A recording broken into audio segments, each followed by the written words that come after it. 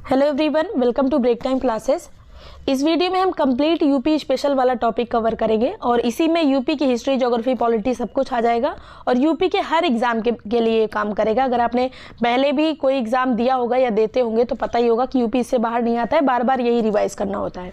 इसके अलावा ये सभी नोट्स वगैरह आपको आरओ वाले पेड ग्रुप में या यूपी पीसीएस वाले पेड ग्रुप में मिल जाएंगे और दोनों का कंबाइंड ग्रुप भी एक चल रहा है। तीनों में से कोई भी ग्रुप ज्वाइन करने के लिए जो नंबर दिया है इस पर व्हाट्सएप करेंगे। जैसे ही आरओ ग्रुप डिटेल्स या यूपी पीसीएस ग्रुप डिटेल्स या कंबाइंड ग्रुप डिटेल्स तो आपको डिटेल भेज दी जाएगी। उसी में सभी subject wise notes, previous year question जो एक्सप्लेन करके वो भी, और जो टेस्ट सीरीज वगैरह एक्सप्लेन आंसर के साथ वो भी, सब कुछ आपको एक ही ग्रुप में मिल जाएगा। तो चलिए शुरू करते हैं। सबसे पहले उत्तर प्रदेश का गठन कब हुआ था? 24 जनवरी 1950 को। 24 जनवरी 1950 को इसका नाम उत्तर प्रदेश पड़ा था, इसीलिए इस दिन को हम उत्तर प्रदेश दिवस के रूप में मनाते हैं। इस बार 2023 में 24 जनवरी को जब बनाया गया तो इसका थीम क्या था? तो निवेश और रोजगार। निवेश और रोजगार इस बार का थीम था 24 जनवरी का। नेक्स्ट है यहाँ पर प्रथम हमारी राजकीय भाषा क्या है? तो हिंदी हमारी प्रथम राजकीय भाषा है जो कि अक्टूबर 1947 में डिक्लेयर हुई थी। अक्टूबर 1947 में आज़ादी के टाइम पे कार्यालयों में इसको अनिवार्य कब किया गया? इसको पूछा जा चुका है पीसीएस में भी। तो 26 जनवरी 1968 में, 1968 में कार्यालय में हिंदी को अनिवार्य किया गया। फिर द्वितीय हमारी राजभाषा जो डिक्लेयर की गई थी 1989 में, 89 में ये डिक्लेयर की गई थी उर्दू भाषा। राजकीय पशु हमारा बारहसिंगा है। राजकीय पक्षी जो है सारस या फिर क्रॉन्च है। अभी सारस काफ़ी चर्चा में रहा था इसलिए इम्पोर्टेंट है। और सारस को अभी जो एक मुस्लिम व्यक्ति जिसने पकड़ा था, क्या नाम था उसका, आरिफ, उसको जो है सारस को कहाँ रखा गया है अभी? तो कानपुर वाले जू में रखा गया है। वृक्ष की बात करें तो अशोक है हमारा राष्ट्रीय जो राजकीय वृक्ष है। पुष्प की बात करें तो पलाश है या टेशु। और हमारा जो चिन्ह है इसको 1938 में स्वीकृत किया गया था। एक वृत्त में यही वाला है चिन्ह। एक वृत्त में 2 मछली है और एक तीर धनुष है। यहाँ पे गेहूं की बालियाँ, धान की बालियाँ ये सब नहीं है, तो कन्फ्यूज़न हो जाता है कि बाली बनी है या नहीं बनी है। तो बाली नहीं बनी, 2 मछली है, एक तीर धनुष है। 1938 में इसको स्वीकृति मिली थी। नेक्स्ट बात करें हमारे राज्य का पुनर्गठन कब हुआ था? तो 1 नवंबर 1956 में, जब 14 राज्य बने थे। फजल अली आयोग बना था जिसमें फजल अली थे, के.एम. पडिक्कर थे और हृदयनाथ कुंजरू थे। तो ये आयोग बना था 1956 में और यही जो है 1956 में ये पुनर्गठन हुआ था। 14 राज्य बड़े बड़े बने थे, उसमें एक उत्तर प्रदेश था। 1 नवंबर 1956 में। नेक्स्ट बात करेंगे राज्य का नाम क्या है? यहाँ पे कई बार चेंज हो चुका है, तो नाम कब कब चेंज हुआ? 1836, 1877, 1902 और 1937। 36, 77, 1902, 1937 ज़्यादा याद रखना है, बाकी 24 जनवरी 1950 याद रहता है। तो पहले 1836 में नाम हुआ उत्तर पश्चिम प्रांत। 1836 में उत्तर पश्चिम प्रांत। फिर 1877 में उत्तर पश्चिम आगरा और अवध प्रांत। फिर 1902 वाला संयुक्त प्रांत आगरा एवं अवध। संयुक्त प्रांत आगरा एवं अवध, इसका 1902 में नाम हुआ था। फिर ये वाला बहुत पूछा जाता है 1937 वाला, संयुक्त प्रांत कब नाम हुआ था? 1937 में। तो पहले उत्तर पश्चिम प्रांत 36 में, 1836 में, फिर उत्तर पश्चिम आगरा और अवध लग गया तो 77 आ गया। फिर आगरा संयुक्त प्रांत, इसमें एक नाम और जुड़ गया संयुक्त प्रांत 1902 में। फिर केवल संयुक्त प्रांत रह गया था 1937 में। अब राजधानियों से कई बार मैचिंग में पूछा जाता है कब कौन सी राजधानी बनी? तो सबसे पहले 1836 में, यही वाला 1836 जब उत्तर पश्चिम प्रांत इसका नाम था, उसी टाइम पे इसकी राजधानी बनी थी आगरा। उसके बाद प्रयागराज राजधानी कब बनी? 1857 के विद्रोह के बाद। 1857 के विद्रोह के बाद जो है 1858 में राजधानी बन गई थी प्रयागराज। और यहीं पे जो कैनिंग था, कैनिंग जो पहला वायसराय बना था, उसने यहीं पे जाकर पत्र सुनाया था इलाहाबाद में। और इसमें कहा गया था कि जो अभी तक शासन ईस्ट इंडिया कंपनी के पास था वो सीधे जो है विक्टोरिया, महारानी विक्टोरिया के हाथ में चला जाएगा, मतलब ताज के पास चला जाएगा। फिर इसकी लखनऊ आंशिक राजधानी कब हुई थी? तो लखनऊ आंशिक राजधानी हुई थी 1921 में। पूर्णता कब हुई थी? 1937 में। यहाँ पे जो लखनऊ पूर्णता राजधानी हुई है 1935 में हुई है। और एक चीज़ और याद रखना है, यहाँ पे जो ये वाला है संयुक्त प्रांत नाम, इसका नाम कब हुआ था? तो 1937 में। पहले राजधानी चेंज हुई 1935 में, केवल पूरी तरह से लखनऊ राजधानी हो गई। फिर 1937 में जो है इसका नाम बदल करके संयुक्त प्रांत रखा गया। नेक्स्ट करते हैं राज्य का विभाजन हमारे कब हुआ था? तो 9 नवंबर सन 2000 को हमारे राज्य का विभाजन हुआ था। और ये विभाजन जो है ये 13 जिलों को काट कर किया गया था सन 2000 में, 9 नवंबर को। 2000 में ही 3 राज्य बने थे। कौन कौन से? 1 नवंबर को बना था जो कि मध्य प्रदेश से अलग होकर छत्तीसगढ़ बना था। छत्तीसगढ़ 1 नवंबर को। उसके बाद फिर 9 नवंबर को उत्तराखंड बना। 9 नवंबर को उत्तराखंड बना उत्तर प्रदेश से अलग होकर। फिर 15 नवंबर को बिहार से अलग होकर झारखंड बना था। तो तीनों कभी कभी क्रम पूछ लिया जाता है। तीनों 2000 में ही बने थे और इनका क्रम 1 नवंबर, 9 नवंबर और 15 नवंबर है। 13 जिलों को काट कर बना था। पहले इसका नाम उत्तरांचल था, 2007 में उत्तराखंड हो गया। नेक्स्ट बात करेंगे, दिल्ली एनसीआर में 8 जिले आते हैं। कौन कौन से जिले हैं, मैप के माध्यम से देखना है, मैप से क्लियर हो जाता है अच्छे से। तो सबसे पहले यहाँ शामली से शुरू करते हैं। शामली हो गया, मुजफ्फरनगर, बागपत, मेरठ, गाजियाबाद, हापुड़, यहाँ पे गौतम बुद्ध नगर आ गया ये ग्रीन वाला, और इधर बुलंदशहर। तो 8 जिले हो गए जो कि एनसीआर में आते हैं, एनसीआर रीजन में। तो शामली हो गया, मुजफ्फरनगर, बागपत, मेरठ, गाजियाबाद, हापुड़, गौतम बुद्ध नगर और बुलंदशहर। उत्तर प्रदेश के ऐसे मुख्यमंत्री जो बाद में प्रधानमंत्री भी बने थे, तो ऐसे 2 लोग हैं, चौधरी चरण सिंह और बीपी सिंह, विश्वनाथ प्रताप सिंह। चौधरी चरण सिंह और बीपी सिंह पहले यूपी के मुख्यमंत्री थे, बाद में देश के प्रधानमंत्री बने। और 2 लोग ऐसे हैं जो पहले विधानसभा अध्यक्ष थे उत्तर प्रदेश के, बाद में मुख्यमंत्री बने, तो हैं बनारसी दास और श्रीपति मिश्र। अब यहाँ पे फिर से वही चीज़, उत्तर प्रदेश का विभाजन जो है 9 नवंबर सन 2000 को हुआ था, 13 जिलों को काटकर। हमारे एनसीआर क्षेत्र में 8 जिले आते हैं, और ये जो अभी हमने देखा था मैप के माध्यम से, मेरठ, गाजियाबाद, गौतम बुद्ध नगर, बुलंदशहर, हापुड़, बागपत, मुजफ्फरनगर और शामली। बाकी और जिलों को शामिल करने की बात चल रही है।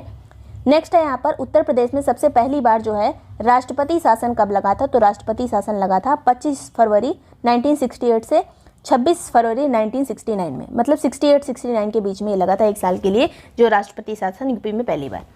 राज्य विधानमंडल हमारा जो है द्विसदनात्मक है, हमारे यहाँ विधायिका भी है, हमारे यहाँ विधान परिषद भी है और विधानसभा भी है।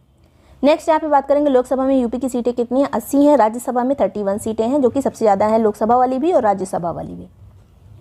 विधानसभा में सदस्यों की संख्या कितनी है, तो 403 है ये। बाकी चीज़ें इसमें अपडेटेड हैं। ये जो मनोनीत वाला चीज़ था ये हटा दिया गया है। अब एंग्लो इंडियन को मनोनीत नहीं किया जाता है, एक एंग्लो इंडियन रहता था हमेशा, तो अब 403 सीटें हैं। नेक्स्ट है, विधान परिषद में सदस्यों की संख्या कितनी है, 100 है। विधानसभा का गठन पहली बार कब किया था, तो जुलाई 1937 में पहली बार विधानसभा बनी थी, जब पहली बार कांग्रेस इलेक्शन में खड़ी हुई थी। सर्वाधिक विधानसभा सीट वाला जिला कौन सा है, तो 12 सीटें हैं प्रयागराज में। सबसे कम विधानसभा सीट श्रावस्ती, महोबा और चित्रकूट में, 2-2 सीटें श्रावस्ती, महोबा और चित्रकूट। प्रदेश का पहला केंद्रीय कारागार जो है बरेली का था। अब तक राज्य में कितनी बार राष्ट्रपति शासन लग चुका है, तो 10 बार। राज्य के प्रथम मुख्यमंत्री कौन थे, तो जब उत्तराखंड और यूपी एक ही में था, गोविंद वल्लभ पंत थे। नेक्स्ट बात करेंगे, राज्य के पहले उप मुख्यमंत्री कौन बने थे, चौधरी नारायण सिंह। राज्य की और पूरे देश की पहली महिला मुख्यमंत्री यहीं पर बनी थी, सुचेता कृपलानी। राज्य और देश की पहली महिला राज्यपाल भी यूपी में बनी थी, सरोजनी नायडू। सरोजनी नायडू कांग्रेस की अध्यक्ष कब बनी थी, तो 1925 में कांग्रेस अधिवेशन की अध्यक्ष थी, कानपुर अधिवेशन की। ये पूछा जाता है अक्सर। भारत कोकिला भी ने कहा जाता था, भारत छोड़ो आंदोलन में काफ़ी अच्छी भूमिका थी इनकी। राज्य की वर्तमान राज्यपाल आनंदीबेन पटेल। स्वतंत्रता पश्चात जो राज्य के प्रथम विधानसभा अध्यक्ष कौन बने थे, तो राजर्षि पुरुषोत्तम दास टंडन। विधानसभा के पहले अध्यक्ष पुरुषोत्तम दास टंडन। और स्वतंत्रता के बाद जो है प्रथम विधान परिषद के अध्यक्ष कौन बने थे, पहले विधानसभा अध्यक्ष बने थे पुरुषोत्तम दास, विधान परिषद के जो सभापति बने थे श्री चंद्रपाल। उत्तर प्रदेश इलाहाबाद हाई कोर्ट के प्रथम मुख्य न्यायाधीश कौन थे, तो वाल्टर मोर्गन थे, वाल्टर मोर्गन। क्षेत्रफल की दृष्टि से बात की जाए तो शीर्ष पूछ लिया जाता है, शीर्ष 5 में शामिल नहीं है, शीर्ष 3 में शामिल नहीं, इस तरह से। तो पहले सबसे ज़्यादा जो क्षेत्रफल लखीमपुर का है, सेकंड पे आता है सोनभद्र, थर्ड पे हरदोई, फिर सीतापुर और प्रयागराज। सबसे बड़ा है लखीमपुर, सेकंड पे सोनभद्र। सबसे कम क्षेत्रफल वाला हापुड़ और गाजियाबाद, भदोही, शामली और गौतम बुद्ध नगर। सबसे छोटा है हापुड़। उत्तर से दक्षिण जाने पर तापमान क्या होता है, तो बढ़ता है, ये पूछा जा चुका है पहले भी, और ये जितने क्वेश्चन है सब पहले पूछे जा चुके हैं। सर्वाधिक और सबसे कम वर्षा वाला क्षेत्र कौन सा है, तो सबसे ज़्यादा वर्षा गोरखपुर में होती है, सबसे कम मथुरा में। प्रदेश में कृषि पारिस्थितिकी क्षेत्र कितने हैं, तो 20 हैं। कृषि जलवायु क्षेत्र कितने हैं, तो 9 है। पारिस्थितिकी क्षेत्र 20, जलवायु क्षेत्र 9। उत्तर प्रदेश की झीलें बहुत इंपॉर्टेंट है। सबसे पहले तो यहाँ पे गंगा के बारे में थोड़ा देख लेते हैं, कहाँ से प्रवेश करती है, कहाँ से निकलती है उत्तर प्रदेश से, तो बिजनौर से प्रवेश करती है, बलिया से निकलती है। रामगंगा जो है यूपी में बिजनौर से प्रवेश करती है और गंगा से मिल जाती है कन्नौज में। काली नदी गंगा में कहाँ मिलती है, तो कन्नौज में। यमुना का यूपी में प्रवेश कहाँ से होता है, तो ये सहारनपुर से होता है और प्रयागराज में आके गंगा से मिल जाती है। सई नदी का उद्गम जो कि गोमती की सहायक नदी है, इसका जो उद्गम होता है भिजवान झील से होता है। पूछा जाता है भिजवान झील कहाँ पर है, तो हरदोई में है। और उसके बाद जौनपुर के पास आके ये गंगा में गोमती में मिल जाती है। अब कुछ झीलें जो है, बकीरा झील जो है संत कबीर नगर में स्थित है, सुर सरोवर आगरा में, करेला झील लखनऊ में है, रामगढ़ ताल गोरखपुर में है, इटौजा झील जो है ये लखनऊ में है, कीठम झील आगरा में है, लिलौरी झील बरेली में है, बेती झील प्रतापगढ़ में है, नैया झील प्रतापगढ़ में है, मोती झील जो है ये रामपुर में है और एक मोती झील जो है कानपुर में भी है। फिर है गौड़ झील। गौड़ झील कहाँ पर है? रामपुर में। मूंगताल ये रायबरेली में। सिरसी जलाशय मिर्ज़ापुर में। जिरगो जलाशय, सिरसी और जिरगो मिर्ज़ापुर में। बरुआ सागर पूछा जाता है बहुत ज़्यादा, बरुआ सागर झांसी में है। मदन सागर महोबा में है। राजा का बांध पूछा जा चुका है पहले, सुल्तानपुर में है। कुंद्रा समुद्र जो है उन्नाव में है। मोती झील कानपुर में। टांडा दरी ताल मिर्ज़ापुर में है। फिर आता है बिसैथा ताल, ये रायबरेली में है बिसैथा ताल। शुक्र ताल मुजफ्फरनगर में है। लक्ष्मी ताल झांसी में है। देवरिया ताल कन्नौज में है। देवरिया ताल पूछा जाता है, देवरिया में नहीं, कन्नौज में है। औंधी ताल कहाँ है? वाराणसी में। दरबन झील अम्बेडकर नगर में। फुलहर झील है पीलीभीत में, जहाँ से गोमती नदी निकलती है। फिर दहर झील है मथुरा में। राधाकुंड मथुरा में। सुराहा ताल बलिया में है। बड़ा ताल शाहजहाँपुर में। चितौरा झील बहराइच में। शेखा झील अलीगढ़ में। ये झीलें बहुत इंपॉर्टेंट है, बहुत बार मैचिंग में पूछी जा चुकी हैं। नेक्स्ट यहाँ पे चलते हैं। अगला जो टॉपिक यहाँ पे होगा वो है भौगोलिक स्थिति, इसके बारे में। तो उत्तर प्रदेश का टोटल क्षेत्रफल 2,40,928 वर्ग किलोमीटर है, जो कि भारत के क्षेत्रफल का 7.33% है। राज्य की पूर्व से पश्चिम तक लंबाई बहुत पूछी जाती है, तो ये 650 किलोमीटर है। और यहाँ पे उत्तर से दक्षिण जो है ये 240 है। उत्तर से दक्षिण 240 किलोमीटर। प्रदेश से सटे राज्यों की संख्या 9 है, जिसमें से 8 राज्य हैं। एक केंद्र शासित प्रदेश दिल्ली है। सोनभद्र से 4 राज्य सटे हैं सर्वाधिक, जो कि 4 राज्य कौन कौन से हैं? मध्य प्रदेश, छत्तीसगढ़, झारखंड और बिहार। उत्तर प्रदेश से लगा सर्वाधिक सीमा वाला राज्य कौन सा है? तो 11 जिलों से सीमा साझा करता है मध्य प्रदेश हमारे। तो मध्य प्रदेश की सीमा हमारे साथ सबसे लंबी है। उत्तर प्रदेश से लगा सबसे कम सीमा वाला राज्य कौन सा है? तो हिमाचल प्रदेश, केवल 1 जिले से सीमा साझा करता है, सहारनपुर। नेक्स्ट है उत्तर प्रदेश का पूर्वी जिला बलिया है, और उसके बाद पूर्वी बलिया, पश्चिमी शामली। उसके बाद नेक्स्ट है यहाँ पर सबसे उत्तरी जिला सहारनपुर और दक्षिणी सोनभद्र। उत्तरी सहारनपुर और जो दक्षिणी है वो सोनभद्र। नेक्स्ट है प्रदेश का सबसे बड़ा जिला कौन सा है? तो लखीमपुर खीरी है। उसके बाद प्रदेश का सबसे छोटा हापुड़ है। सहारनपुर से सटे 3 राज्य कौन कौन से हैं? तो हरियाणा साझा करता है सहारनपुर से सीमा, हिमाचल प्रदेश और उत्तराखंड। हरियाणा, हिमाचल प्रदेश, उत्तराखंड। प्रदेश में कृषि जलवायु क्षेत्र कितने हैं? तो 9 हैं। प्रदेश में प्रवाहित होने वाली प्रमुख नदियाँ गंगा, यमुना, रामगंगा, गोमती, घाघरा, ये सभी हैं। और नदियों के बारे में हम अलग से भी देख लेंगे। प्रदेश में कृषि जलवायु क्षेत्र 9 है। प्रदेश में सबसे बड़ी जो नहर प्रणाली है वो शारदा नहर है। मध्य प्रदेश से 3 तरफ से घिरा हुआ जिला कौन सा है? तो ललितपुर है। नेपाल हमारे 7 जिलों से सीमा साझा करता है। महाराजगंज, सिद्धार्थनगर, बलरामपुर, श्रावस्ती, बहराइच, लखीमपुर खीरी, पीलीभीत। महाराज जी सिद्धार्थ जी के साथ, महाराज जी कौन है? सिद्धार्थ जी, ये अपने भाई बलराम के साथ, इनको श्राप मिल गया कि बाहर चले जाओ, और रास्ते में ले जाने के लिए खीर मिली है, और खीर का रंग क्या है? पीला पीला। तो महाराज जी महाराजगंज, सिद्धार्थनगर, बलरामपुर, श्रावस्ती, बहराइच, लखीमपुर खीरी और उसके बाद पीलीभीत। नेक्स्ट है हिमाचल प्रदेश, एक ही जिले से सीमा साझा करता है, सहारनपुर। छत्तीसगढ़ भी 1 से, सोनभद्र। झारखंड भी 1 जिले से, सोनभद्र। ये एक वाले ज़्यादा इंपॉर्टेंट होते हैं। राजस्थान जो है हमारे आगरा और मथुरा से सीमा साझा करता है। दिल्ली की बात करें तो बागपत, गाजियाबाद और गौतम बुद्ध नगर से। हरियाणा की बात करते हैं। हरियाणा हमारे 6 जिलों से सीमा साझा करता है, सहारनपुर, शामली, बागपत, गौतम बुद्ध नगर, अलीगढ़ और मथुरा। मैप में देख लेते हैं एक बार। तो ये हो गया सहारनपुर, शामली, बागपत, गौतम बुद्ध नगर, यहाँ पर गौतम बुद्ध नगर, फिर अलीगढ़ और मथुरा। तो 6 राज्यों से हमारे सीमा साझा करता है हरियाणा। नेक्स्ट बात करते हैं यहाँ पर उत्तराखंड की। तो ये 7 जिलों से सीमा साझा करता है उत्तराखंड। सहारनपुर, मुजफ्फरनगर, बिजनौर, मुरादाबाद, रामपुर के बाद अभी मैप में भी देखेंगे बरेली और पीलीभीत। देख लेते हैं यहाँ पर मैप में, ये उत्तराखंड वाला एरिया है। और यहाँ पर इधर से चलेंगे पूरब से, तो पीलीभीत, बरेली, रामपुर, मुरादाबाद, बिजनौर, मुजफ्फरनगर और सहारनपुर, ये 7 जिलों से सीमा साझा करता है उत्तराखंड। फिर से सहारनपुर, मुजफ्फरनगर, बिजनौर, मुरादाबाद, रामपुर, बरेली और पीलीभीत। नेक्स्ट है बिहार से सीमा साझा करने वाले ज़िले कौन कौन से हैं? तो यहाँ मैप में ही देखेंगे डायरेक्ट। बिहार से सीमा साझा करने वाले ज़िले सबसे पहले इधर महाराजगंज, कुशीनगर, देवरिया, बलिया, गाजीपुर, चंदौली और सोनभद्र। तो ये कितने ज़िले हो गए? टोटल 7 ज़िले हो गए हैं। 7 ज़िले हो गए हैं। कौन कौन से? तो इधर हो गया रॉबर्ट्सगंज, यानी रॉबर्ट्सगंज उसका हेडक्वार्टर है सोनभद्र का, तो सोनभद्र हो गया, चंदौली हो गया, गाजीपुर हो गया, बलिया, देवरिया, कुशीनगर और महाराजगंज। 7 जिले हो गए जो कि बिहार से सीमा साझा करते हैं।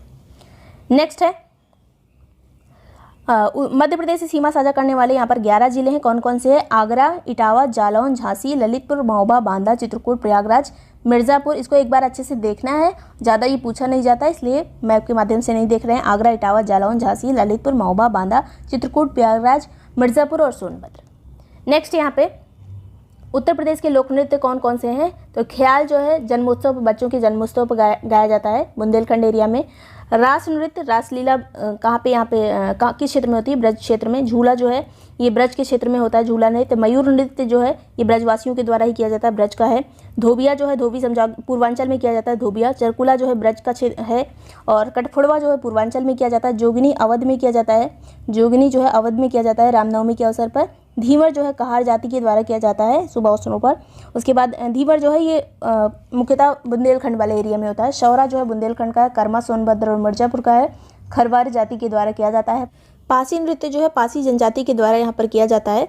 घोड़ा नृत्य बुंदेलखंड का नृत्य मांगलिक अवसरों पर किया जाता है। धुरिया नृत्य कुम्भार जाति के द्वारा स्त्री का वेश धारण करके किया जाता है। धुरिया नृत्य कुम्भार जाति के द्वारा स्त्री का वेश धारण करके, और ये बुंदेलखंड का नृत्य है।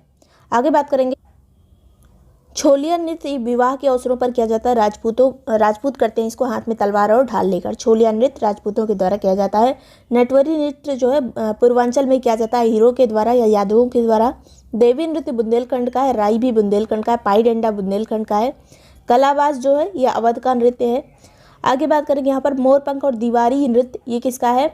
तो ये है बुंदेलखंड का। चित्रकूट में ये बुंदेलखंड चित्रकूट में किया जाता है, उसी में आ जाएगा ये मोरपंख व दीवारी नृत्य। ठलिया जो है सोनभद्र के आसपास के क्षेत्र में किया जाता है। चौलड़ नृत्य जो है मिर्ज़ापुर और सोनभद्र में किया जाता है। नेक्स्ट बात करेंगे, अब ये बहुत इंपॉर्टेंट है, हिस्ट्री पूरी यहाँ पे यूपी की है। 1857 का विद्रोह की बात करें तो इस टाइम पे भारत में जो इसको सबसे पहले 1857 का विद्रोह बहुत पूछा जाता है यूपी से। इसमें कई सारी यहाँ पे गतिविधियाँ हुई थी इसलिए। तो प्रथम स्वाधीनता संग्राम इसको किसने कहा था? वीर सावरकर ने। मंगल पांडे ने सबसे पहले, मंगल पांडे कहाँ से संबंधित थे? बलिया से। इन्होंने बैरकपुर में, कलकत्ता में बैरकपुर छावनी में थे ये, 34वें रेजिमेंट में शामिल थे। वहाँ पे 29 मार्च 1857 को लेफ्टिनेंट हेनरी को इन्होंने गोली मारी थी। फिर 8 अप्रैल को इनको फांसी दे दी गई। उस टाइम पे गवर्नर कौन था? तो कैनिंग था। 1857 के विद्रोह के दौरान जो गवर्नर था वो कैनिंग था। फिर 24 अप्रैल को मेरठ की सेना ने कारतूस छूने से मना कर दिया, जो उसमें गाय की और सूअर की जो चर्बी लगी रहती थी, इसलिए कारतूस छूने से मना किया। 10 मई को विद्रोह हो गया। 10 मई को जो विद्रोह होगा वो मेरठ में विद्रोह होगा। ये जो मंगल पांडे थे बलिया से संबंधित थे, इसलिए ज़्यादा भावनाएं जुड़ी हुई थी, तो इनको फांसी भी हो गई, बहुत सारी चीज़ें हो गई। तो ये 10 मई को ये विद्रोह हुआ मेरठ से। 11 मई को सीधे सीधे ये लोग पहुंच गए दिल्ली और वहाँ पर अधिकार कर लिया। उस टाइम पे दिल्ली पे जो मुग़ल बादशाह थे वो बहादुर शाह द्वितीय थे, और उनका सेनापति था बख्त खां। तो उन्हीं को इन्होंने अपना सरदार मान लिया, अपना जो एक सर्वा मान लिया दिल्ली में। तो इस तरह से 11 मई को दिल्ली पर सबसे पहले कब्जा हुआ। विद्रोह को दबाने वाला दिल्ली पे कौन था? तो निकलसन था। निकलसन यहाँ पे मारा गया जो विद्रोहियों के द्वारा। इसके अलावा हडसन भी था जिसने जो है विद्रोह को दबाने का काम किया था। निकलसन और हडसन। आगे लखनऊ में नेतृत्व किसने किया था इस विद्रोह का? तो बेगम हजरत महल ने, और उनका जो अल्पवयस्क बेटा था विजरिस खां, उनके संरक्षक के तौर पर ये थी बेगम हजरत महल। इन्होंने ही 1857 के विद्रोह में लखनऊ का नेतृत्व किया था। और यहाँ पे अंग्रेज जिसने पुनः कब्जा किया वो कौन था? तो हेनरी लॉरेंस था, जो कि मारा गया, और कैंपवेल था। हेनरी लॉरेंस की मृत्यु हो गई थी 1857 के यहाँ पे जो स्वतंत्रता संग्राम हुआ था उसके दौरान। फिर कानपुर की बात करें तो यहाँ नाना साहब और तात्या टोपे थे। यहाँ पर पुनः कब्जा करने वाला अंग्रेज कैंपवेल था। रानी लक्ष्मीबाई जो थी झांसी की से 1857 के विद्रोह का नेतृत्व कर रही थी। यहाँ पर जो पुनः कब्जा करने वाला अंग्रेज था वो था ह्यूरोज। इलाहाबाद से लियाकत अली थी, और पुनः कब्जा करने वाला अंग्रेज जो था वो कर्नल नील था। जगदीशपुर बिहार से कुंवर सिंह ने नेतृत्व किया था, और कब्जा करने वाला विलियम टेलर और विंसेंट आयर थे। बरेली से खान बहादुर खान ने नेतृत्व किया था, और पुनः कब्जा करने वाला हडसन था। फैजाबाद से मौलवी अहमदुल्ला ने नेतृत्व किया था, पुनः कब्जा करने वाला कर्नल नील था, और कर्नल नील ने ही इलाहाबाद में भी कब्जा किया था। फतेहपुर की बात करें तो यहाँ अजीमुल्ला थे, और पुनः कब्जे करने वाले जो अंग्रेज था वो था जनरल रेनर्ड। ये बहुत पूछा जाता है मैचिंग वगैरह में। जून 1858 में फिर से पूरी तरह से विद्रोह समाप्त हो गया था। आपस में कम्युनिकेशन अच्छे से नहीं हो पाता था, सब लोग नहीं मान रहे थे इस 1857 के विद्रोह को, हर एरिया में नहीं फैला था, इसलिए जो है ये समाप्त हो गया। 1 नवंबर 1858 को सत्ता का हस्तांतरण हुआ। महारानी विक्टोरिया के पास सत्ता चलेगी ईस्ट इंडिया कंपनी से, और राजधानी में परिवर्तन हो गया। आगरा से इलाहाबाद राजधानी हो गई। आगे बात करेंगे कवि वचन सुधा पत्रिका, ये किसकी है? तो भारतेंदु हरिश्चंद्र की बनारस से लिखी गई थी ये। ब्रिटिश शासन के खिलाफ जिहाद का नारा किसने दिया था? तो मोहम्मद कासिम ननौतवी ने और रशीद अहमद गंगोही ने। काफ़ी इंपॉर्टेंट व्यक्ति हैं ये, देवबंद मदरसा से संबंधित व्यक्ति थे। कासिम ननौतवी और रशीद अहमद गंगोई। देवबंद कहाँ से संबंधित है? तो सहारनपुर से। मोहम्मदन एंग्लो ओरिएंटल कॉलेज, जिसको बाद में अलीगढ़ मुस्लिम विश्वविद्यालय कहा गया, इसकी स्थापना 1875 में सर सैयद अहमद खान के द्वारा की गई थी। बाद में 1920 में आकर इसको नाम दे दिया गया अलीगढ़ मुस्लिम यूनिवर्सिटी। ये अलीगढ़ आंदोलन भी इसको कहा जाता है, किसके द्वारा? तो सर सैयद अहमद खान के द्वारा। नेक्स्ट बात करेंगे 28 दिसंबर 1885 में भारतीय राष्ट्रीय कांग्रेस के अधिवेशन में भारतीय प्रतिनिधि में जो भारतीय प्रतिनिधि कितने थे? तो 72 थे। और यूपी के कौन कौन से इसमें व्यक्ति थे पहले अधिवेशन में? तो कम ही व्यक्ति, इसलिए नाम पूछा जा सकता है। गंगा प्रसाद वर्मा, प्राणनाथ पंडित, मुंशी ज्वाला प्रसाद, जानकी नाथ गोसाल, उसके बाद रामकली चौधरी, बाबू शिव प्रसाद, बाबू जमुना दास, लाला बैजनाथ। गंगा में प्राण मतलब प्राण देने वाली है गंगा, और प्राण देने वाली है तो हमें अच्छा सब चीज़ दिखाती है। तो यहाँ पे ज्वाला भी है, इसमें मुंशी जी हैं, जानकी जी हैं यहाँ पर हमारे यूपी में, रामकली भी है हमारे यूपी में, दोनों बाबू हैं, और लाला बैजनाथ हैं। इस तरह से थोड़ा बहुत याद रख सकते हैं। 1847 तक जो है हमारे यूपी में कितने अधिवेशन हुए थे? तो टोटल 9 अधिवेशन हुए थे उत्तर प्रदेश में। सर्वाधिक 3 जो है इलाहाबाद और लखनऊ में हुए थे। इलाहाबाद का जो में कौन कौन सा हुआ था? तो पहला 1888 में हुआ था, 1888 में, जिसमें पहले अंग्रेज ने अधिवेशन की अध्यक्षता की थी, जॉर्ज यूल ने। फिर 1892 WC बनर्जी ने अध्यक्षता की थी। 1910 में भी अंग्रेज ने अध्यक्षता की थी यहाँ पर सर विलियम बेडरबर्न ने। सर विलियम बेडरबर्न ने 1910 में अध्यक्षता की थी इलाहाबाद अधिवेशन की। फिर लखनऊ में 1899 में हुआ था, जिसमें रमेश चंद्र दत्त ने अधिवेशन की अध्यक्षता की। 1916 में लखनऊ में ही हुआ था, अंबिका चरण मजूमदार ने अध्यक्षता की थी। और ये जो है यहीं पे गरम दल और नरम दल आपस में मिले थे।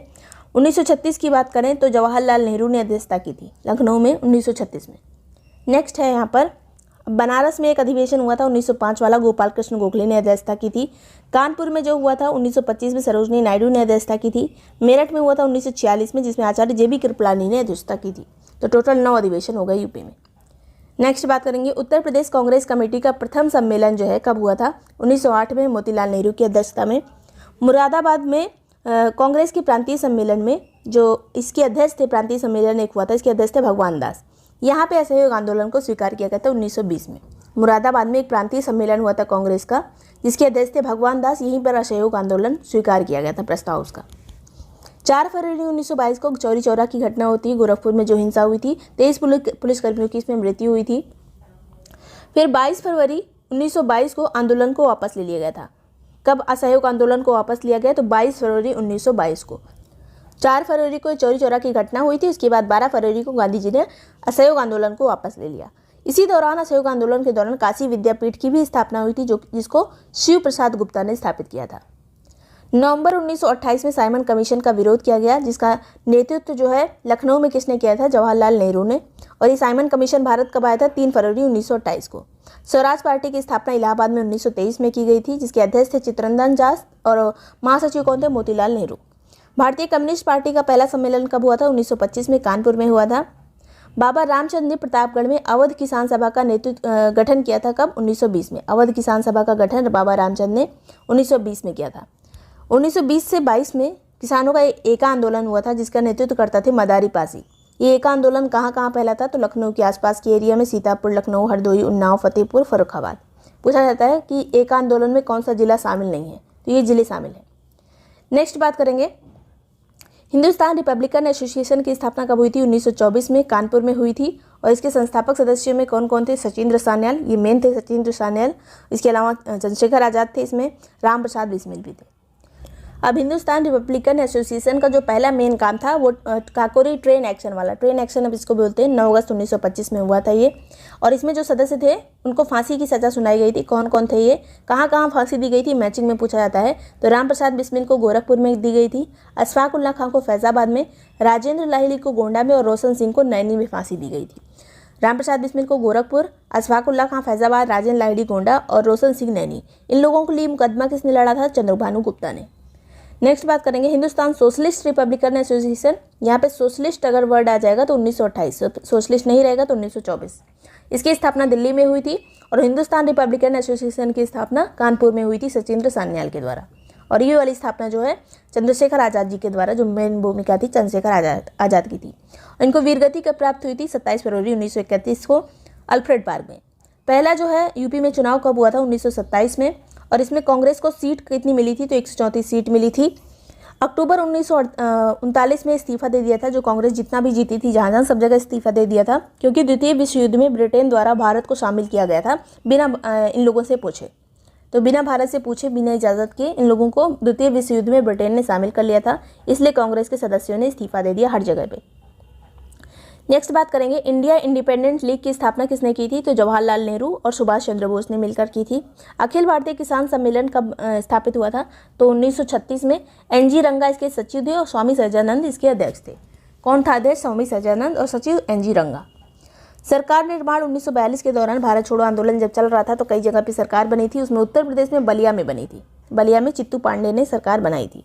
अब 15 अगस्त 1947 को ये सही से दिख नहीं रहा होगा, 15 अगस्त 1947 को मुख्यमंत्री हमारे कौन बने थे, तो गोविंद बल्लभ पंत बने थे। राज्यपाल बनी थी सरोजनी नायडू। नेक्स्ट बात करेंगे, अब उत्तर प्रदेश के कुछ लोकगीत हैं जो पूछे जाते हैं अक्सर। तो पूर्वांचल में गाया जाता है कजरी, झूमर, झूला, विरहा, सोहर, बधाई गीत। झूला जो है ब्रज में भी गाया जाता है। पूर्वांचल जो है मेन जो पूछा जाता है ज़्यादा वो कजरी पूछा जाता है।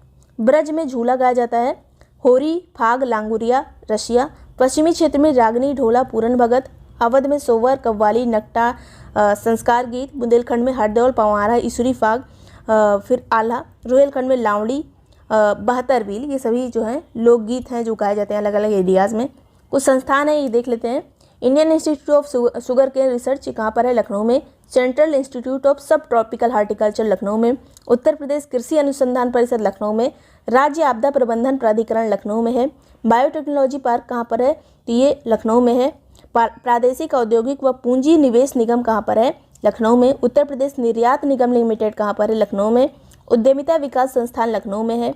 उत्तर प्रदेश इलेक्ट्रॉनिक्स निगम लिमिटेड कहाँ है, लखनऊ में। उत्तर प्रदेश हस्तशिल्प विकास एवं विपणन केंद्र कहाँ पर है, निगम लिमिटेड, लखनऊ में है। फिर ये जो पूछा जाता है निम्न में से कौन सा लखनऊ में नहीं है, तो ये सब चीज़ें रहती हैं उसमें। और विश्व वाला जो एक विश्व वाला है एक संस्थान, वो भी लखनऊ में है। एक बीरबल साहनी वाला संस्थान है, वो भी लखनऊ में है। नेशनल शुगर इंस्टीट्यूट कहाँ है, कानपुर में। दलहन वाला कानपुर में। और Indian institute of technology IIT Kanpur में है। लक्ष्मीपति सिंघानिया हृदय रोग संस्थान कहाँ पर है, कानपुर में। उत्तर प्रदेश राज्य औद्योगिक विकास निगम लिमिटेड, ये कानपुर में है। फिर उत्तर प्रदेश वस्त्र प्रौद्योगिकी संस्थान कानपुर में है। लघु उद्योग निगम, उत्तर प्रदेश लघु उद्योग निगम लिमिटेड कहाँ है, कानपुर में। नेक्स्ट है यहाँ पर उत्तर प्रदेश राज्य औद्योगिक विकास प्राधिकरण कानपुर में है। पशु चिकित्सा संस्थान इज्जतनगर बरेली में है। सब्जी अनुसंधान संस्थान वाराणसी में है। चारागाह और चारा अनुसंधान संस्थान झांसी में है। कालीन औद्योगिक संस्थान भदोही में है। भारतीय हथकरघा तकनीकी संस्थान चौकाघाट वाराणसी में है। आगे यहाँ पर सुगंध और सुरस विकास केंद्र कहाँ पर है, कन्नौज में। चर्म विकास और विपणन केंद्र आगरा में है। फिर राजकीय चीनी पात्र जो है उसके लिए जो केंद्र है वो चुनार और खुर्जा में है। जिलों की संख्या उत्तर प्रदेश में 75 है, मंडलों की संख्या 18, नगर निगम 17 है। नेक्स्ट बात करेंगे ऊर्जा की। तो उत्तर प्रदेश राज्य विद्युत परिषद की स्थापना कब हुई थी, इसका गठन कब किया गया था, 1959 में। उत्तर प्रदेश विद्युत नियामक आयोग का गठन कब किया गया था, 1998 में। राज्य में NTPC की गैस आधारित तापीय परियोजनाएं जो हैं वो 3 है। कौन कौन सी, औरैया, आंवला और दादरी की। औरैया, आंवला, दादरी जो है ताप विद्युत परियोजनाएं हैं जो कि NTPC की हैं। राज्य की सबसे पुरानी तापीय परियोजना कौन सी है, तो हरदुआगंज तापीय परियोजना 1942 में स्थापित हुई थी। राज्य में एकमात्र परमाणु केंद्र कौन सा है, तो नरौरा वाला, बुलंदशहर। फिर उत्तर प्रदेश नवीन और नवीकरणीय ऊर्जा विकास अधिकरण जो है इसकी स्थापना कब हुई थी, 1983 में। खनिज की बात करें तो राज्य खनिज विकास निगम की स्थापना कब हुई थी, 1974 में। खनिज संसाधन की दृष्टि से उत्तर प्रदेश राज्य जो है निम्न श्रेणी में आता है, निम्न मध्यम श्रेणी में। खनिज बहुत कम है यहाँ पर। प्रदेश में सर्वाधिक कोयला कहाँ पाया जाता है, सोनभद्र में। प्रदेश में तांबा कहाँ से प्राप्त होता है, तो सनराइज क्षेत्र ललितपुर से। उत्तर प्रदेश राज्य सड़क निगम परिवहन निगम की स्थापना कब हुई थी, 1972 में, 72 में। फिर है राज्य सेतु निगम की स्थापना 73 में हुई थी। Lucknow metro rail corporation limited की स्थापना 2013 में की गई थी। लखनऊ मेट्रो का व्यावसायिक संचालन कब शुरू हुआ, तो 5 सितंबर 2017 से।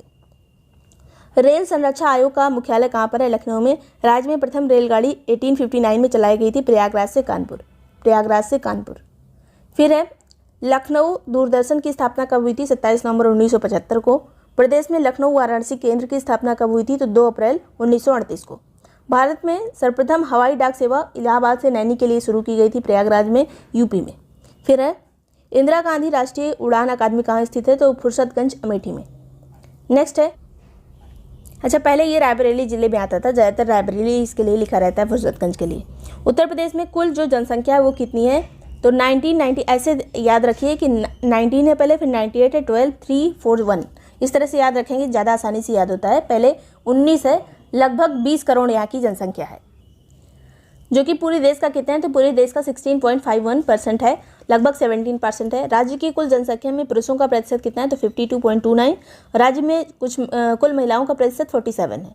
राज्य में कुल जनसंख्या में ग्रामीण जनसंख्या कितनी है, तो 77.73, और नगरीय कितनी है, तो 22.27। नेक्स्ट है यहाँ पर सर्वाधिक जनसंख्या वाले जिले कौन है, तो नंबर 1 पे आता है प्रयागराज, सेकंड पे मुरादाबाद, थर्ड पे गाजियाबाद। प्रयागराज, मुरादाबाद और गाजियाबाद। न्यूनतम जनसंख्या वाले जिले कौन से हैं, तो महोबा, चित्रकूट और हमीरपुर। महोबा, चित्रकूट और हमीरपुर न्यूनतम वाले। नेक्स्ट है जनसंख्या घनत्व की बात करें तो उत्तर प्रदेश का जनसंख्या घनत्व कितना है, 829 व्यक्ति पर वर्ग किलोमीटर। 2001 से 11 के दौरान जो वृद्धि हुई थी घनत्व में, वो 139 व्यक्ति पर वर्ग किलोमीटर की वृद्धि हुई थी घनत्व में। सर्वाधिक जनसंख्या वाले जिले घटते क्रम में, तो सबसे ज़्यादा जनसंख्या गाजियाबाद में, फिर वाराणसी में, फिर लखनऊ में।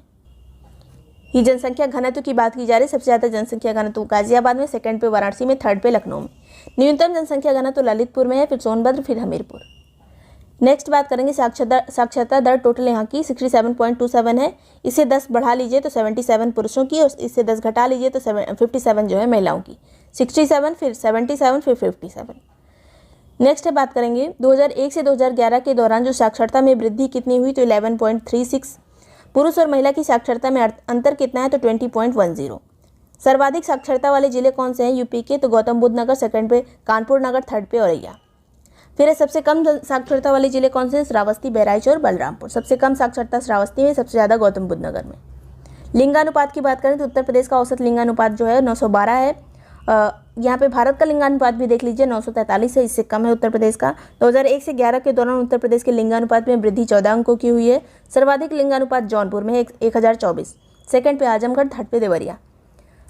जौनपुर, आजमगढ़ और देवरिया। न्यूनतम कहाँ पर है, तो गौतम बुद्ध नगर में, फिर हमीरपुर आता है, फिर कानपुर आता है, बांदा और मथुरा। मतलब सबसे कम जो लिंगानुपात है वो गौतम बुद्ध नगर में, सबसे ज़्यादा जौनपुर में है। फिर शिशु लिंगानुपात की बात करें तो शिशु लिंगानुपात 0 से 6 साल के आयु वर्ग में 902 है। 2001 में 916 था, अभी जो है ये कम हो गया है। शिशुओं का लिंगानुपात सबसे ज़्यादा कहाँ पर है, तो सबसे ज़्यादा बलरामपुर में और सबसे कम बागपत में है। शिशु लिंगानुपात सर्वाधिक जो है बलरामपुर में है, और सबसे कम जो है वो बागपत में है। नेक्स्ट बात करेंगे दशकीय वृद्धि दर की, तो 2001 से 2011 के दौरान जो दशकीय वृद्धि रही वो 20.23 रही। सर्वाधिक दशकीय वृद्धि कहाँ पर रही, गौतम बुद्ध नगर में। ज़्यादातर लोग नोएडा चले जाते हैं, इसीलिए गौतम बुद्ध नगर में सबसे ज़्यादा दशकीय वृद्धि रही। सेकंड पे गाजियाबाद, थर्ड पे श्रावस्ती। न्यूनतम दशकीय वृद्धि कहाँ पर रही, तो कानपुर में। यहाँ पे सबसे कम जनसंख्या बढ़ी 10 साल में। सेकंड पे हमीरपुर, फिर बागपत। नेक्स्ट बात करेंगे अनुसूचित जातियों की। उत्तर प्रदेश के कुल जनसंख्या में अनुसूचित जाति कितनी है, तो 20.69। सर्वाधिक अनुसूचित जाति वाला जो राज्य है ये उत्तर प्रदेश ही है। टोटल अनुसूचित जातियाँ जितनी है देश भर में, उसका 16.6% भारत में रहता है, उत्तर प्रदेश में रहता है। नेक्स्ट बात करेंगे सर्वाधिक अनुसूचित जाति वाला जिला कौन सा है, तो सीतापुर है। ऐसी यहाँ पे सबसे ज़्यादा पॉपुलेशन। सबसे कम अनुसूचित जाति वाला जिला जो है वो बागपत है। उत्तर प्रदेश की कुल जनसंख्या में अनुसूचित जनजाति का प्रतिशत 0.6% है। सर्वाधिक अनुसूचित जनजाति जो है वो वाला जिला कौन सा है, तो ये सोनभद्र है। और सबसे कम अनुसूचित जनजाति वाला जो जिला है वो बागपत है। नेक्स्ट है प्रदेश में अनुसूचित जनजाति यानी एसटी रहित जिला कौन सा, कहाँ पे एसटी नहीं है, तो अयोध्या और जालौन में। नेक्स्ट बात करेंगे स्लम जनगणना की। तो देश की कुल स्लम आबादी जो है उत्तर प्रदेश का कौन सा स्थान है उसमें, तो चौथा स्थान है। सर्वाधिक जो स्लम आबादी है वो महाराष्ट्र में है। 2011 की जनगणना में देश की कुल आबादी में स्लम आबादी कितनी थी, तो 9.5%। राज्य में सर्वाधिक स्लम आबादी वाले जिले कौन कौन से, सबसे ज़्यादा मेरठ में, फिर आगरा, फिर कानपुर नगर। प्रदेश की कुल आबादी में स्लम आबादी का प्रतिशत कितना है, तो 3.13। प्रदेश की आबादी में 3.13 है, और देश की कुल आबादी में स्लम आबादी जो यूपी का कंट्रीब्यूट करती है वो 9.5%। नेक्स्ट है धर्म आधारित जनगणना की बात करें तो घटते क्रम में सर्वाधिक हिंदू हैं, फिर मुस्लिम, फिर सिख, फिर ईसाई, फिर जैन, फिर बौद्ध। नेक्स्ट है यहाँ पर प्रदेश की कुल जनसंख्या में अल्पसंख्यक का प्रतिशत कितना है, तो 20.30। अल्पसंख्यक कितने, 20.30। सर्वाधिक और सबसे कम लिंगानुपात वाले धार्मिक समुदाय कौन से हैं, तो सबसे ज़्यादा लिंगानुपात ईसाइयों में है, सबसे कम सिखों में है। उत्तर प्रदेश में सांस्कृतिक विविधता की बात की जाए तो उत्तर प्रदेश में आधुनिक चित्रकला का प्रारंभ जो है 20वीं शताब्दी से हुआ था। अमीर खुसरो का जन्म पाटियाली कासगंज में हुआ है और तबला और सितार के जो आविष्कारक थे अमीर खुसरो थे। बड़े ख्याल का प्रवर्तन किसने किया था? सुल्तान हुसैन सरकी ने, जो कि जौनपुर से संबंधित है। संगीत की दृष्टि से लखनऊ घराने का स्वर्णकाल किसका काल कहा जाता है? तो नवाब वाजिद अली शाह का काल। बिस्मिल्लाह खां और मुमताज़ खां जो है सहनाई वादक थे, किस घराने से संबंधित? तो बनारस घराने से संबंधित। अगला है यहाँ पर बिंदादीन, कोदो सिंह और खुर्शीद अली खां, शंभू महाराज, बिरजू महाराज किस घराने से संबंधित हैं? सभी कथक डांसर वगैरह हैं, तो लखनऊ घराने से। छोटी मैना, बड़ी मैना, रसूलबाई, सरस्वती देवी, विद्याधरी की देवी, मोती केसर, ये सभी किससे संबंधित हैं? तो सभी गायिकाएँ हैं, ठुमरी और टप्पा की, और बनारस घराने से संबंधित हैं। झूला, होरी, फाग, लांगुरिया, रसिया, ये सब लोकगीत कहाँ से संबंधित है? तो ब्रज से। संस्कार गीत, सोहर, नगटा, कव्वाली, ये सब अवध से संबंधित है। उत्तर प्रदेश का एकमात्र शास्त्रीय नृत्य कौन सा है? तो कथक है। फिर है कथक नृत्य का प्रणेता किसको माना जाता है? ठाकुर प्रसाद को। जौनपुर के कहारों द्वारा किया जाने वाला नृत्य कौन सा है? चौरसिया नृत्य। कथक के लिए प्रसिद्ध घराने कौन कौन से हैं? तो लखनऊ और वाराणसी। उत्तर प्रदेश में मुख्य जो लोकनाट्य है वो रामलीला है, रासलीला, नौटंकी है। कलिंजर का किला कहाँ स्थित है? बांदा में। गंगा महोत्सव जो कहाँ आयोजित किया जाता है? तो वाराणसी और प्रयागराज में। फिर है विश्व धरोहर में शामिल विश्व के राज्य के 3 स्मारक कौन से हैं जो यूनेस्को साइट में हैं? तो फतेहपुर सीकरी है, आगरा का किला है और ताजमहल है। तीनों आगरा में ही है, फतेहपुर सीकरी, आगरा किला और ताजमहल। नेक्स्ट है मुगल काल में मुस्लिम शिक्षा का केंद्र कौन सा था? तो आगरा था। कन्नौजी भाषा का क्षेत्र कौन कौन सा है? तो कन्नौज है, फर्रुखाबाद, शाहजहाँपुर, पीलीभीत, कानपुर नगर, इटावा, औरैया, कानपुर देहात। फतेहपुर सीकरी में स्थित जो पर्यटन स्थल हैं पूछे जाते हैं कौन कौन से इसमें फतेहपुर सीकरी में है, और कौन कौन सा जो आगरा का अलग कर दिया जाता है, फतेहपुर सीकरी का अलग कर दिया जाता है मेन सिटी से। तो बुलंद दरवाज़ा यहाँ पर, बीरबल का महल है, सलीम चिश्ती की दरगाह है, जोधाबाई महल है, जामा मस्जिद, दीवाने आम, पंचमहल बहुत पूछा जाता है, पंचमहल है फतेहपुर में, और मरियम महल है। अगर फतेहपुर सीकरी का अच्छे से देखना है तो कोई वीडियो देख लीजिए जिसमें किसी गाइड ने बताया हुआ है कि मतलब पूरा चित्र वगैरह बना रहता है, उसमें पूरा घूम घूम के जो दिखाते हैं फतेहपुर सीकरी में क्या क्या चीज़ें हैं। नेक्स्ट बात करेंगे तुलसी स्मारक की। तुलसी स्थल कहाँ पर है? चित्रकूट, राजापुर में। सूफी संत हाजी वासिर अली शाह की मज़ार कहाँ पर है? देवा शरीफ, बाराबंकी में। अगला है यहाँ पर देवगढ़ का दशावतार मंदिर जो कि गुप्तकालीन मंदिर है, और 31 जैन मंदिर, माता टीला, राजघाट बांध, ये कहाँ पर है? ये तीनों चारों चीज़ें ये सब ललितपुर में है। नेक्स्ट है यहाँ पर श्रृंगी ऋषि मंदिर कहाँ पर है? तो श्रृंगी रामपुर में है, फर्रुखाबाद में। निजामुद्दीन औलिया का जन्म कहाँ पे हुआ था? बदायूं में। राज्य शैक्षिक अनुसंधान एवं प्रशिक्षण परिषद की स्थापना 1981 में लखनऊ में की गई थी। उत्तर प्रदेश माध्यमिक शिक्षा चयन बोर्ड की स्थापना प्रयागराज में 1982 में की गई थी।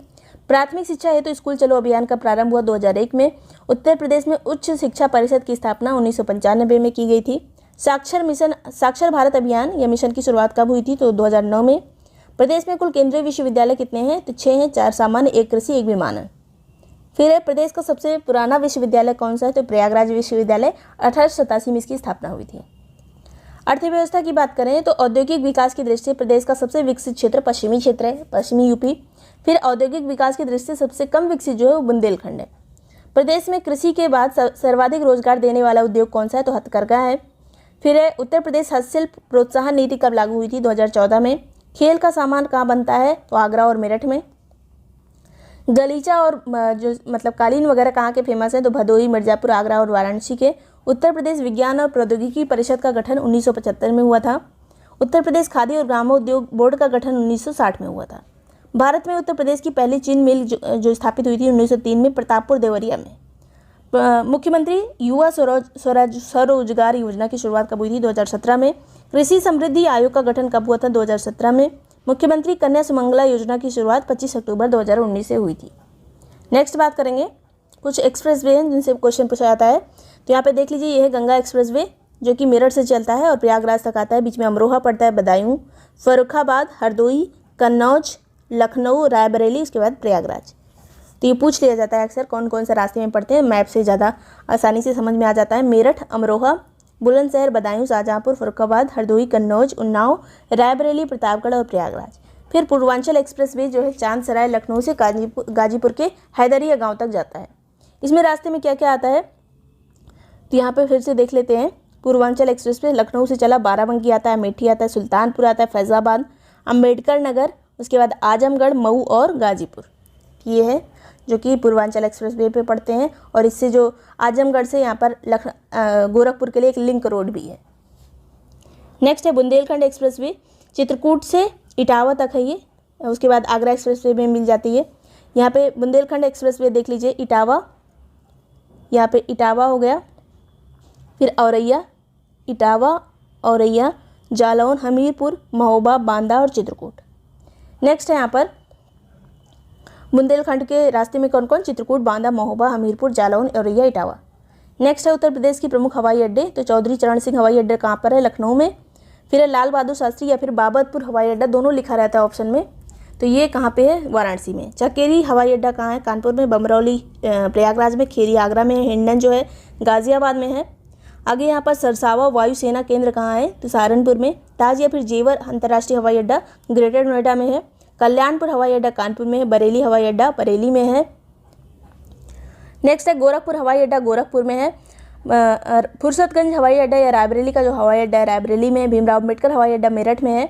अब नदियों के किनारे बसे हुए कुछ शहर जो हैं पूछे जाते हैं।